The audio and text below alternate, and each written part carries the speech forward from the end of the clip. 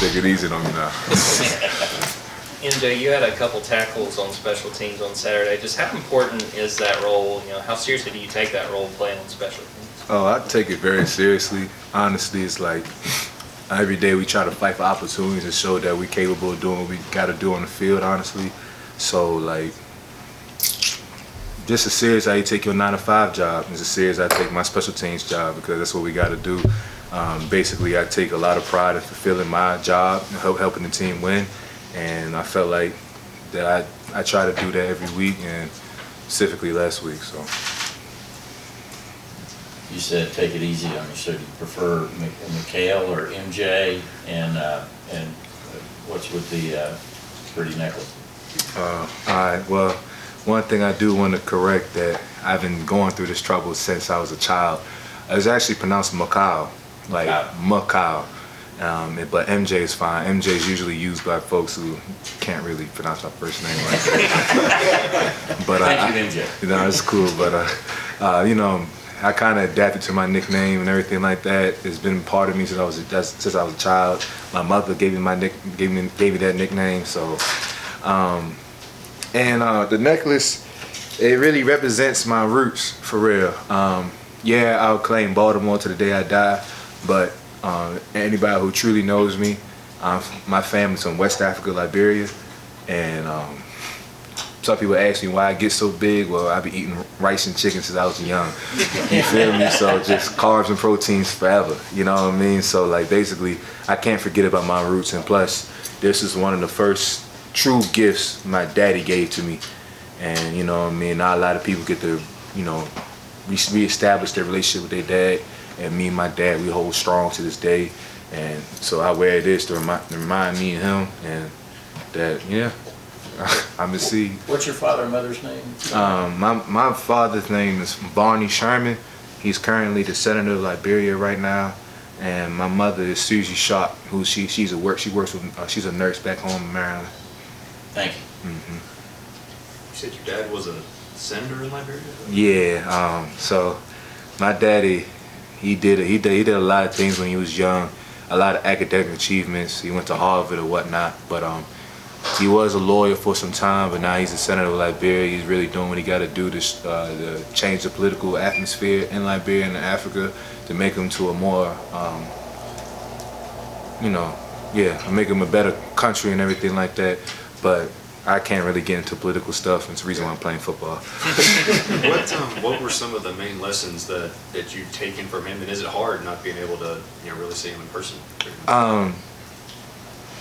Main lessons for real that I took from him was basically like, go back to one of our core traits that we have right now is basically resiliency. You know, imagine there was a civil war that broke out in Liberia, if you've not known. There was a civil war that broke out which forced a lot of immigrants to America, and through all of that, he still kept his political atmosphere, his political status, and did whatever he had to do to make sure that stayed there, you know what I mean? As well as take care of his 4 children.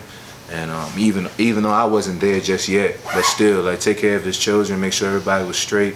And like, and also like, when it comes to seeing him and everything like that, I kind of just chalk that up to being a man. I don't need a lot of personal time or stuff like that to establish a relationship. If you just keep it a buck with me, meaning like just keep it real with me, I'll keep it real with you too. And that's what me and my daddy always did. Like, we don't text on an everyday basis, but when he texts me, I text back. When he calls me, I call back, and vice versa. And you know, every time we call each other, it's like a 30-minute phone call to make sure we touch everything on basis. And honestly, and most of the time, I'm kind of trying to teach him about football. So, yeah.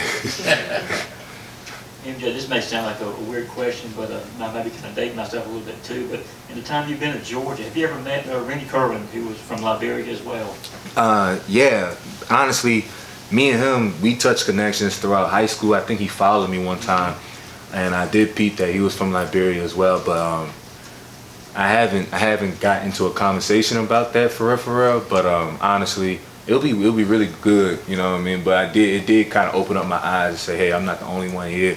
Even when it came to the Zero Jalari, you know what I mean? Like, me and him, we kind of popped it off right there, just having that common ground. So yeah.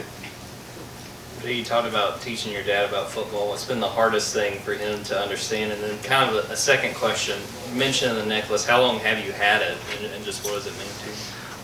So when it comes to teaching him about football, like, I did the best I can do. I'm pretty sure I knocked out all the core stuff in high school, you know what I mean? Because that's when, I feel like high school is a little bit more complicated than college, because high school you're dealing with like recruiting and, you know, games and stuff like that. And I didn't really go to a regular district high school. I went to a private high school up out in DC where I was traveling an hour plus just to go there.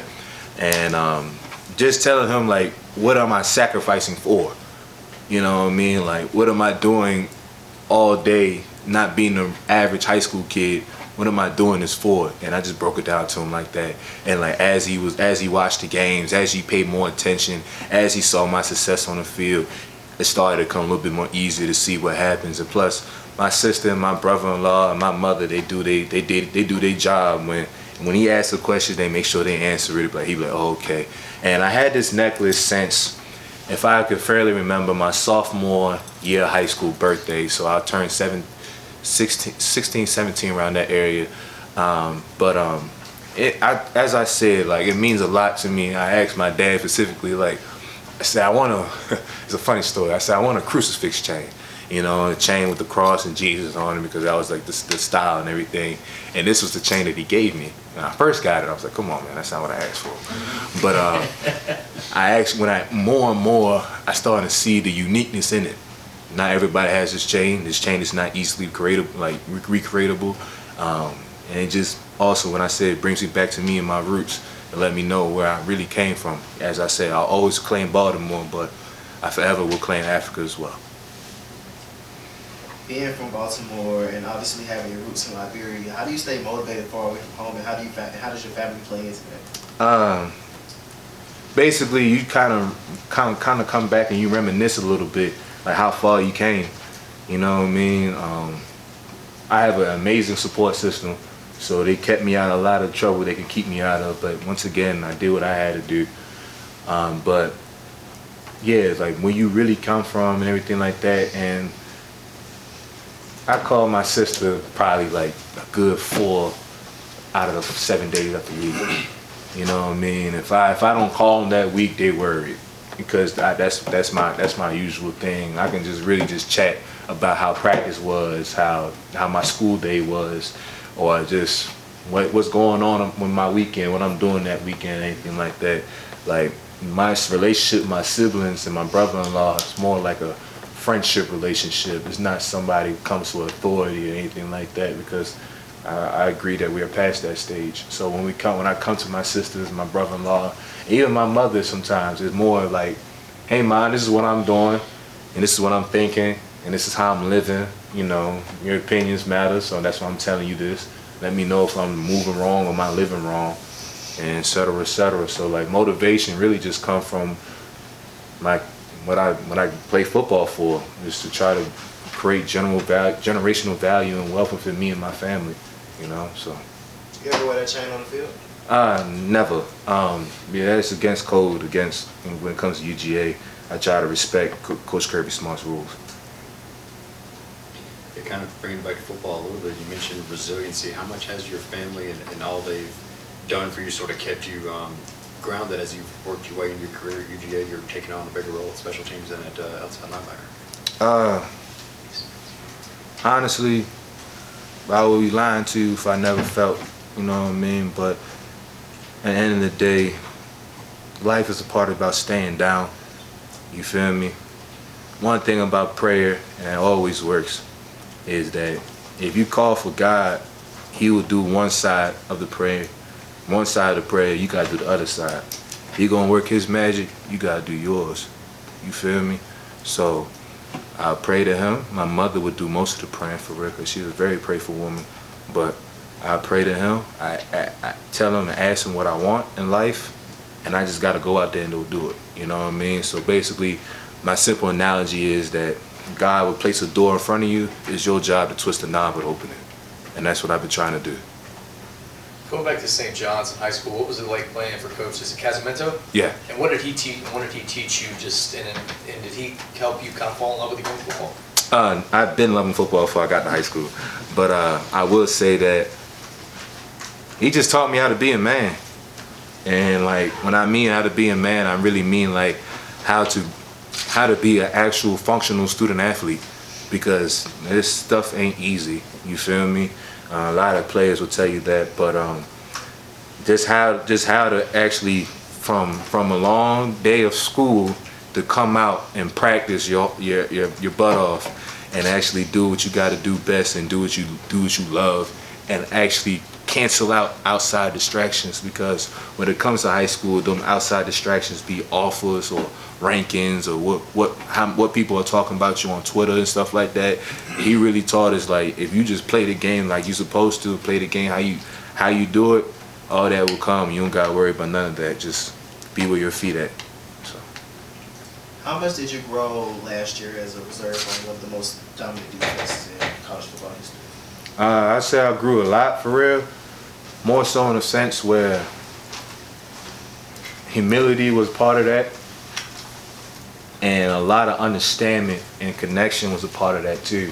You know, Coach Smart, he preaches that best about connection and everything like that, how we got to stay connected, and that's one of the things that really helped me stay grounded and humble without the process of being a reserve, because all them boys, all the 11, the front 7 and all the 11 that's on that defense, they weren't for none. They were actually some talented folks out in that field that was in front of me. So what does it matter for me to throw my hands up and complain and kick rocks on the ground, instead of just appreciating where I'm at and understanding how to learn from those guys in front of me? Got time for 2 more? Going back to your roots, 2-part question. You being from Maryland, I was going to ask about your relationship with Pop. And then I follow Coach Deriba on Instagram, and I see he has a Nigerian flag in there. And you said you were proud of your African roots, and I was wondering if y'all share something like that in your relationship with your position coach. Me and Coach Deriba, that kind of solidified our relationship when I first found out about that one. Just hearing his last name, I was like, okay, yeah, he's one of us.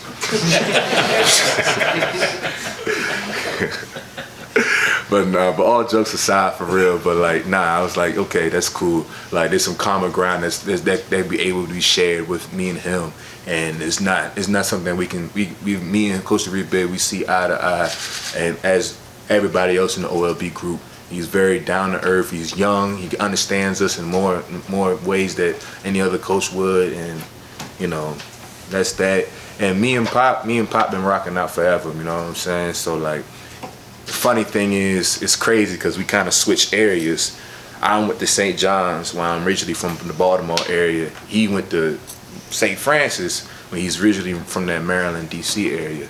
So like, we just talk about that, and it's always been like a little rah-rah between like who's better, St. John's or St. Francis, and all that other stuff. But like, just friendly camaraderie, and that's how it is for real. Thank you. So you talked a bit about learning from some of those linebackers last year. Can you talk a bit about the things that you learned and how you implemented those things this year? One thing that I'm comfortable admitting that I lacked a little bit was when it came to my pass rushing skills. You know what I mean? Like, high school ball is high school. I was able to put my hands on somebody and drop it back to the quarterback. But SEC football is not like that. There's big boys on that front line. So, and you got to be able to use your God-given talent to do what you got to do. And not that I was naive to that. It was more so like, how can I do it efficiently? So like, guys like who's still here right now, Nolan, you know, Adam, you know, everybody else like that, you know what I'm saying? Like, just talking to those guys, and like even Robert Beal and stuff like that, just talking to those guys and be like, hey man, how did you do this? You know, watching it on film, like, okay, he's okay. And I'll ask him in person, like, hey, how did you do this? Or I used to do this real childish stuff. I don't want to call it childish, but it was like, it brought the freshman out of me. As soon as I've done the rep, I'll run over to them like, hey, how was that? Did I do it good? You saw what I did? And you know what I mean? But it's more so in the fact, like, I have a big emphasis on doing something right. If I do it on the field, I want to make sure it's right, because once again, it's a defense. all 11 work on the string like a puppet, and we got to do what we got to do best. MJ, appreciate it, man.